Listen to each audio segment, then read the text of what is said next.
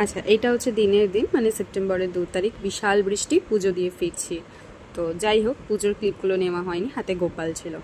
তারপর ছিল বিকালবেলায়, মানে এই যে যেটা আমরা দেখতে পাচ্ছি এখন, মানে আপনারা যেটা দেখতে পাচ্ছেন, যেখানে আমি ওকে নিয়ে যাচ্ছি চোখটা বন্ধ করে, এটা ছিল হচ্ছে বেলামোড়ে ট্রায়াঙ্গুলার পার্ক রাসবিহারীর ওখানে।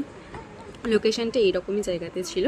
তো আমি ওর জন্য একটা এরকম শেফের প্যাকেজ বুক করেছিলাম, ওকে একটা সারপ্রাইজ দেবো বলে। তো সত্যি সত্যি সারপ্রাইজটাও হয়েছে, ও অনেক খুশিও হয়েছে। ওকে যখন চোখটা খোলানো হয়েছে আর যখন ওই ওটা ফাটানো হয়েছে না, ও জাস্ট চোখটা খুলে ঘুরে ঘুরে শুধু একটাই কথা বলছে, ওয়াও ফ্যান্টাস্টিক, ওয়াও ফ্যান্টাস্টিক, ঠিক আছে।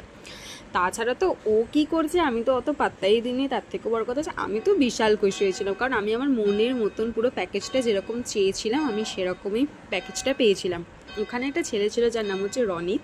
ওর সাথে আমার জুনের 7 তারিখ থেকে কথা হচ্ছে যে দেখো আমি কিন্তু এরকম এরকম সমস্ত কিছু ডেকোরেশন চাই। বলে হ্যাঁ ম্যাডাম, হয়ে যাবে।